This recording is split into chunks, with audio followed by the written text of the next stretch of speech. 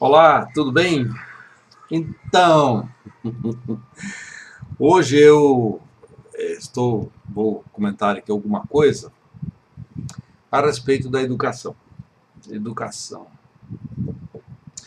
E eu resolvi fazer esse vídeo aqui porque eu comecei a verificar que há coisas preocupantes, né, no Brasil, né?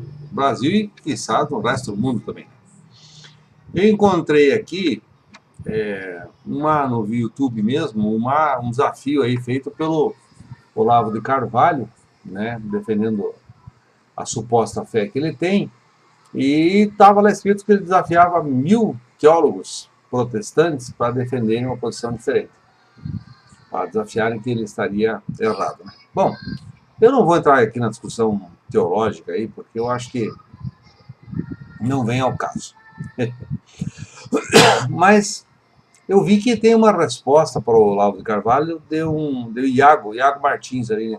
Poxa, tem mais de 420 mil visualizações dessa resposta dele ao Olavo de Carvalho. E daí me causou assim, assombro que as pessoas que leem, que ouvem, que escutam o que o Olavo de Carvalho diz, eles ficam incomodados se alguém contradiz o que o Olavo de Carvalho está falando, né? E esse incômodo é belicoso. A pessoa entra quase em estado de choque, quer bater no outro e tal. Daí vi também um comentário do Henri Bugalho. Olha, tem gente aqui no YouTube que vale a pena você ouvir, né? São pessoas que têm conhecimento e tal, e tentam colocar o debate aí num nível mais adequado. Mas a minha questão hoje aqui não é esses debates aí que tem milhares de visualizações, seja de um lado, seja do outro.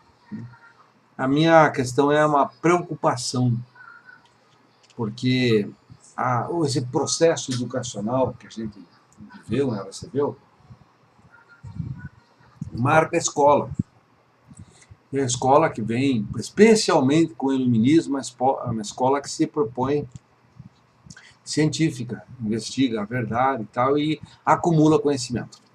E o que eu percebi, sabe, uma centelha aqui de consciência em relação a essa questão, eu acho que a escola, como tal, ela perdeu a sua própria condição de geradora e de mantenedora do conhecimento acumulado.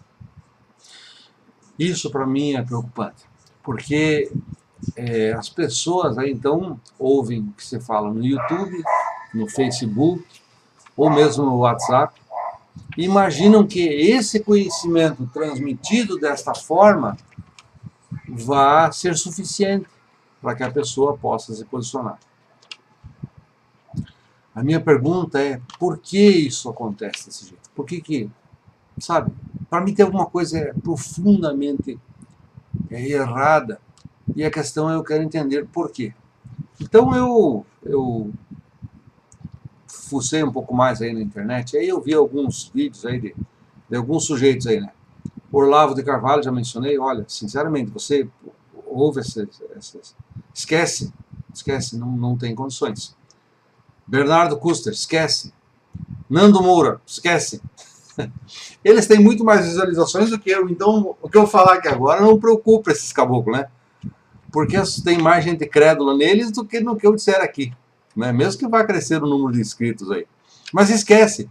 MBL, você esquece. Você esquece. Eu via já algum vídeo ali, até postei outro dia sobre a reforma da Previdência, do que falou Kim Kataguiri, né? Kim Kataguiri, ele é um ideólogo, né? Um rapazinho novo é um ideólogo, né? Bem articulado e tal, né? Mas em si o movimento que ele representa não serve para você. Mas ok, deixa o MBL um pouquinho de lado aí, a gente poderia fazer uma análise mais aprofundada deles. Em todo caso, esses três que eu mencionei antes aí, não dá pé, sabe? Não dá pé. Então, veja bem, a minha pergunta aqui é por que razão as pessoas acreditam nesse blá blá blá? Por que a pessoa está vendo YouTube? Por que ela está vendo o WhatsApp? O que ela pretende? Como é que isso se conforma com um processo educacional? Aí eu pensei, olha, eu às vezes escrevo um artigo para ser publicado numa revista científica. Não é fácil. Um arquivo de 15 páginas aí, ele demanda uma estruturação de frases adequada, a busca de fontes adequadas. Quer dizer, é um negócio extremamente, sabe, trabalhoso, para que você possa produzir um artigo que queira colaborar em algum ponto do conhecimento humano. Então dá muito mais trabalho escrever um artigo do que gravar aqui 15 minutos de blá blá blá no YouTube. Nesse YouTube aqui eu não preciso colocar notas no rodapé, eu não preciso dizer quais são as minhas fontes, né? Se bem que às vezes eu trago aqui o livro, mas não é o normal, a pessoa não precisa, né? E depois também tem uma, mesmo que eu assim fizesse, mesmo que assim eu procedesse, você que está ouvindo aí, você não tem como confirmar, não tem como verificar, ou se vai fazer verificação, vai demorar muito para fazer, então você não vai fazer. Daí então o que a gente tem configurado então? Um espaço generalizado no Brasil, quem sabe no mundo também, né? Penso eu porque o WhatsApp divulgou as imagens e propaganda para a eleição do Trump, da mesma forma que para o Bolsonaro. Então também nos Estados Unidos funciona esse mesmo tipo de coisa, né? A divulgação de propaganda em massa faz com que as pessoas acreditem em qualquer bobagem. Por exemplo, em mamadeira de piroca. Ou que vê Jesus na goiabeira, né? Ela pode ter visto e tal, mas isso não é objeto de fé de ninguém precisa acreditar nisso. Então, veja bem o universo que nós estamos encarando. Na verdade, esse universo novo do YouTube, desses universos conformativos de posicionamentos, é um mundo raso, onde as ideologias se confrontam, né, umas com as outras, sem possibilidade daquele que está vendo realmente ter uma possibilidade de aprender mesmo. É um universo de propaganda. Também esse YouTube, também esse vídeo que eu estou gravando aqui, ele acaba porque você não pode verificar as coisas, né? Não vai fazer isso. Então dependeria um pouco do papo da pessoa e tal, né? E aí é complicado.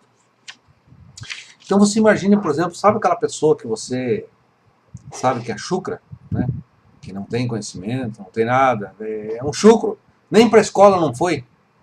Ia lá para a escola, sentava na última fileira lá e passou de ano.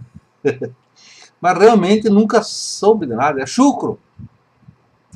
Essa pessoa, exatamente esta pessoa, pelo fato de ser chucra, pelo fato de não estar adaptada ao mundo científico, essa pessoa fica isolada. Ela está fora deste mundo. Por exemplo, do mundo da discussão política, por exemplo. Ela não consegue pensar o universo social. Ela pensa na situação dela. É o caso do produtor do leite, por exemplo, que na medida que tem a abertura da importação, ele vai lá e destrói o leite que ele tem.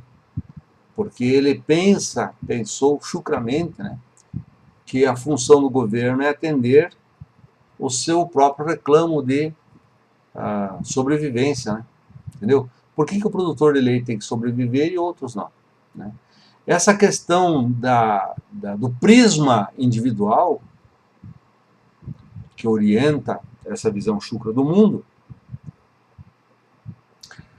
faz com que haja isolamento. Agora, quando você abre as porteiras da comunicação social, via Facebook, etc., as pessoas que têm os pensamentos iguais, chucros iguais, eles se encontram nesse universo novo de reflexão, de posicionamento, sem que haja substância. Porque, veja, eu não estou dando o exemplo do leite à toa. O exemplo do leite à toa, o exemplo do leite, né, que não é à toa, é para dar uma ideia de que as pessoas têm uma compreensão do mundo circunstanciada. E essa compreensão circunstanciada do mundo acaba envolvendo, acaba se tornando a regra pelo qual as pessoas se entram em compasso, na mesma sintonia, né? Então você tem hoje na internet um bando de pessoas que se reúnem chucras em torno de si mesmas, que acabam concordando pela sua própria experiência de vida, como se alguém estivesse confirmando o que eles já sabem. Essa é a gênese, por exemplo, do fascismo. Tem uma obra interessante aí do Umberto Eco, né, que fala sobre o fascismo e tal. Então, o Umberto Eco vai dizer o seguinte, olha, a geração desse pensamento fascista se dá em torno, por exemplo, de alguns aspectos. Promoção do silêncio em torno a determinados assuntos ou temas. Esse é um importante. A pessoa não quer discutir esses temas. Depois, a instituição de conceitos que destacam a impossibilidade do pensamento contraditório. Veja bem, isso é importante. Uma pessoa que acaba assumindo uma postura fascista, ou digamos aquela pessoa que se educa com o que o Olavo de Carvalho vai dizer, ela não consegue trabalhar com pensamentos contraditórios. Ela tem pensamento único, porque o pensamento único explica a realidade e dá a interpretação total das coisas. Pessoa, veja bem, para você pensar em alguma coisa contraditória, o exemplo da coisa contraditória, digamos que precisa refletir a contraditoriedade, é um artigo científico. Lá você precisa colocar as questões e entender que é possível haver contradição. O pensamento único, estruturado, né, que segue a lógica do Olavo de Carvalho, é o pensamento único. Por isso se chama que é um pensamento burrificador. Você não consegue trabalhar com contradições. E veja, isso aí tem uma afetação direta na política. Por quê? Porque a política, a pessoa que tem esse pensamento único, que é o bando chucro, né? Eles acham que, por exemplo, o Brasil atual é um Brasil de bagunça. Porque é muita contradição, muita confusão, e aí não conseguem entender. Então veja, o pensamento único, a chucrice colocada conjunta, né? Ela quer que as coisas se resolvam pelo pensamento delas. É o pensamento único, estabelecido, que não admite contradições e que trabalha pelo reforço das convicções próprias, é que vai se impor sobre o resto, porque não se aceitam contradições, né? Então, na verdade, esses três aí, que eu mencionei, estabelecem um problema de chucrice absurda e são desmontadores de um projeto educacional. Então, esse é o primeiro vídeo de educação, vamos ter que fazer um segundo aí.